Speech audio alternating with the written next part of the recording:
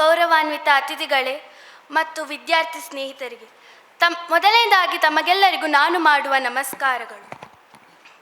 ಇಂದಿನ ಈ ಸಾಹಿತ್ಯ ಸಮ್ಮೇಳನದ ಪವಿತ್ರವಾದ ಸಭೆಯಲ್ಲಿ ಮಾತನಾಡುವ ಸೌಭಾಗ್ಯ ನನಗೆ ಇಂದು ದೊರಕಿದೆ.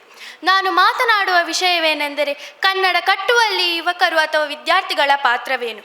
ಸ್ನೇಹಿತರೆ, ಯುವ ಮನಸ್ಸು ಬೆಳಗಿನ ಜಾವ ಇದ್ದಂತೆ ನವ ಚೆಲುವಿನ ಮಂಜುಗಡ್ಡೆಯಂತೆ ಹೊಳೆಯುತ್ತಿರುತ್ತದೆ.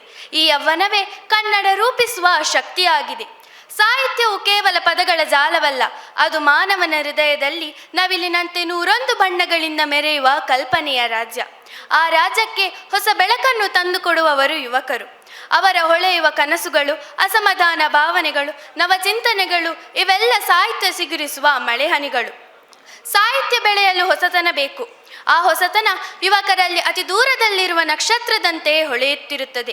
ಅವರ ಜೀವನ ಶೈಲಿ, ಭಾಷೆ, ಕಲೆ, ಸಂಗೀತ, ಸಂಸ್ಕೃತಿ, ತಂತ್ರಜ್ಞಾನ ಸಾಹಿತ್ಯಕ್ಕೆ ಹೊಸ ಪ್ರವಾಹವನ್ನು ನೀಡುತ್ತದೆ. ಯುವಕರು ಸಾಹಿತ್ಯದ ಶಿಲ್ಪಿಗಳು, ಅಕ್ಷರಗಳ ಮೂಲಕ ಯುಗಗಳನ್ನು ಕಟ್ಟುವ ಕಲಾವಿದರು. ಸ್ನೇಹಿತರೆ, ಇಂದಿನ ಕಾಲಘಟ್ಟದಲ್ಲಿ ಕನ್ನಡ ಸಾಹಿತ್ಯವನ್ನು ಉಳಿಸಿ ಬೆಳೆಸುವುದು ಯುವಕರ ಪಾತ್ರ ಹಿಂದೆಂದಿಗಿಂತಲೂ ಮಹತ್ವವಾದುದು. ಏಕೆಂದರೆ ಕನ್ನಡದ ಕಂಪು, ಇಂಪು, ತಂಪನ್ನು ಮುಂದಿನ ಪೀಳಿಗೆಗೆ ವರ್ಗಾಯಿಸುವ ಹೊಣೆ ನಮ್ಮ ಮೇಲೆಯೇ ಇದೆ. ಆತ್ಮೀಯ ಸ್ನೇಹಿತರೆ, ಇಂದಿನ ಯುವಕರಾದ ನಾವು ಕನ್ನಡದ ಸರಳ ಪದ ಗೊತ್ತಿದ್ದರೂ ಆಂಗ್ಲ ಪದಗಳನ್ನು ಬಳಸುತ್ತೇವೆ. ಇದರ ಹಿಂದಿನ ಕಾರಣವನ್ನು ಕೆದಕುವುದಿಲ್ಲ. ಕನ್ನಡ ಮಾತನಾಡಲು ಹಿಂಜರಿಯದೆ ಮಾದರಿಯಾಗಬೇಕು. ವಿದ್ಯಾರ್ಥಿಗಳಾದ ನಾವು ಕನ್ನಡ ಪುಸ್ತಕಗಳನ್ನು ಓದುವ ಮೂಲಕ ಭಾಷೆ, ಸಂಸ್ಕೃತಿಯ ಬಗ್ಗೆ ಅಭಿಮಾನ ಬೆಳೆಸಿಕೊಳ್ಳಬೇಕು. ಶಾಲಾ ಕಾಲೇಜುಗಳಲ್ಲಿ ಕನ್ನಡ ಹೆಚ್ಚಾಗಿ ಬಳಸುವುದರ ಮೂಲಕ ಅದನ್ನು ಭದ್ರಗೊಳಿಸಬೇಕು.